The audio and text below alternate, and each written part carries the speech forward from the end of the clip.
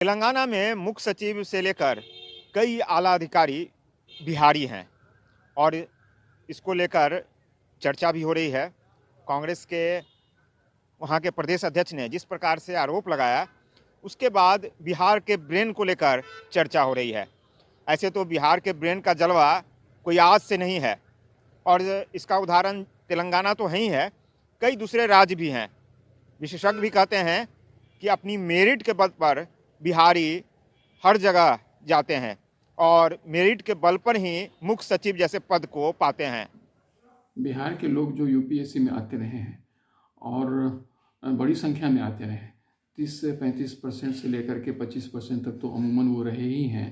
अब थोड़ा सा घटा है, लेकिन फिर भी काफ़ी संख्या है अभी भी। तो वैसे में ये लोग जहाँ भी जिस कैडर में जाते हैं, जिस राज्य में जाते हैं, वो वहाँ काम करते हैं।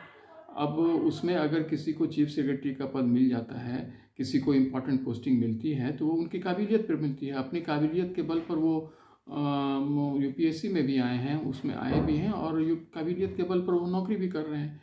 अब तेलंगाना में एक घटना घटी है जिसको लेकर के वहाँ विपक्षी पक्ष जो है सत्ता पक्ष पर एक प्रहार कर रही है कि ये सही बात नहीं है, सारे बाहर के लोगों को कर रहे हैं। लेकिन मुझे ये बात समझ में नहीं आती कि जो उनको उस जगह पर बिठाते हैं वो तो वहीं के हैं, वहीं के चीफ मिनिस्टर हैं और उन्हें उनके काम में इस तरह का कुछ ऐसा दिखता है, तभी तो वो उन्हें इम्पोर्टेंट पोस्टिंग देते हैं। और कोई बिहार के मुख्यमंत्री ने तो वहाँ उन लोगों की वहाँ पर पोस्टिंग प्लेसमेंट नहीं कर दिया है। तो ये बात समझने की है। और इस तरह से देश कैसे चलेगा? अगर वैसे अगर सच पूछे तो भारत एक संपूर्ण देश है। यहाँ जो फेडरलिज्म की बात होती है वो उस तरह की फेडरल स्ट्रक्चर हमारे यहाँ नहीं है जो यूनाइटेड स्टेट्स में है और कुछ और राज्यों में है। हमारे यहाँ मूलतः ये एक इकाई है जिसमें स्टेट्स एक हिस्सा के तौर पर वो ऑटोनॉमी उसी हद तक है उनके पास जिस हद तक वो सरकारी काम कर सकें, जनता के सेवा में आ सकें। तो इन सब चीज़ों को ध्यान में रखना चाहिए।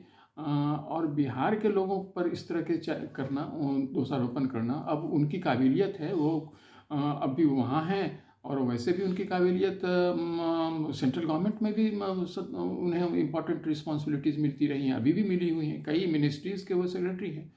तो मुझे लगता है कि इन सब चीज़ों से राजनीतिक दल को परहेज करना चाहिए। तेलंगाना राज्य में एक बार फिर बिहारी वर्सेज बाहरी का सवाल पैदा हुआ है। यह कोई नया विवाद नहीं है, पूर्व में कई राज्यों में इस तरह के विवाद रह चुके हैं। वर्तमान में तेलंगाना के मुख्य सचिव और डीजीपी बिहारी हैं, उसको लेकर के वहाँ कुछ लोग एनवाइड हैं।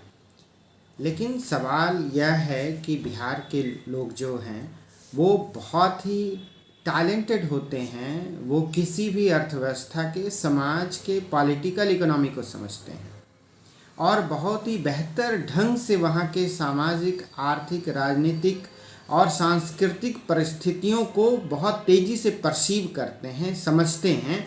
इसलिए किसी भी राज्य को लीड करने के लिए बिहारी जो व्यक्तित्व है, बिहार के जो पर्सनालिटी हैं, बिहार के ऑफिसर्स हैं, उस पर अधिक अन्य राज्यों के, तेलंगाना सहित और भी बहुत सारे राज्य हैं जहां पर बिहार कैडर के आईएएस हों, ये बिहार कैडर, बिहार से संबंधित कोई डॉक्टर हों, बिहार से संबंधित प्रोफेसर्स हों, ये सभी मल्टी टैलेंटेड लोग होते हैं। इसलिए अन्य राज्यों के जो मुख्यमंत्री हैं और अन्य प्रशासक हैं, बिहार की मेधा को पहचानते हैं और विश्वास करते हैं। भारतीय प्रशासनिक सेवा के पदों पर ऐसे तो पहले बिहार के लोगों का चयन अधिक होता था, हाल में उनकी संख्या घटी है। इसके कई कारण हैं, लेकिन इसके बावजूद जानकार कहते हैं कि बिहार के लोगों का जलवा कम नहीं हुआ है। कैमरामैन अशोक के साथ अविनाश, ईटीवी भारत, पटना।